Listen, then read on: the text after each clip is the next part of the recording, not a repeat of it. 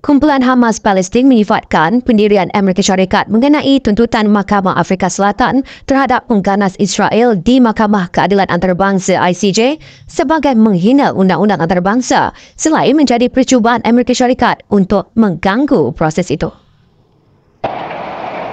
Dalam satu kenyataan, Hamas berkata kenyataan Setiausaha Negaranya Antony Blinken berhubung tuntutan mahkamah yang difailkan Afrika Selatan di ICJ terhadap pengganas Israel untuk melihat kepada jenayah pembunuhan beramai-ramai di Semenanjung Gaza adalah mengabaikan undang-undang antarabangsa dan percubaan Amerika Syarikat untuk menghalang Badan Keadilan Antarabangsa itu daripada menjalankan peranan mereka. Hamas terus menggesa Amerika Syarikat untuk menghentikan dasarnya yang menyatakan ia melanjutkan pencerobohan dan pembunuhan beramai-ramai di Gaza. Amerika Syarikat pada Selasa lalu berkata kes pembunuhan beramai-ramai yang difailkan Afrika Selatan di ICJ adalah tidak berbaloi dan menyakitkan. Blinken berkata permohonan itu kononnya mengalihkan perhatian dunia daripada usaha untuk keamanan dan keselamatan.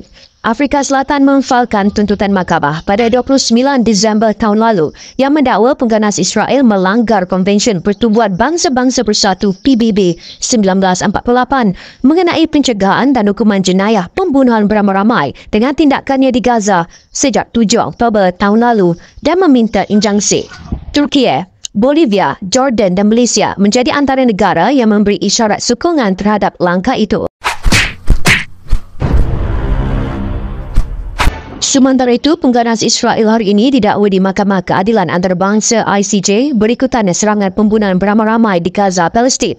Dakwaan itu dibuat selepas Afrika Selatan mengemukakan rayuan segera kepada ICJ untuk memaksa pengganas Israel menggantung serta-merta operasi ketenteraannya di Gaza.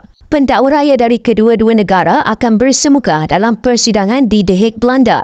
Afrika Selatan berujar pengganas Israel melanggar Konvensyen Genosid Pertubuhan Bangsa-Bangsa Bersatu PBB 1948 selepas Perang Dunia Kedua dan Holocaust. Sebagai rakan yang menandatangani perjanjian itu, Afrika Selatan boleh membawa pengganas Israel ke ICJ untuk sebarang pertikaian antara negara yang sering digambarkan sebagai Mahkamah Dunia. Dalam pengujahan setebal 84 muka surat kepada mahkamah, Pretoria mendakwa pemboman dan pencerobohan pengganas Israel ke atas Gaza bertujuan untuk membawa kemusnahan kepada sebahagian besar rakyat, kaum dan etnik Palestin. Memandangkan ia adalah prosedur yang mendesak, ICJ boleh membuat keputusan dalam masa beberapa minggu. Keputusannya adalah muktamad dan tidak boleh dirayu.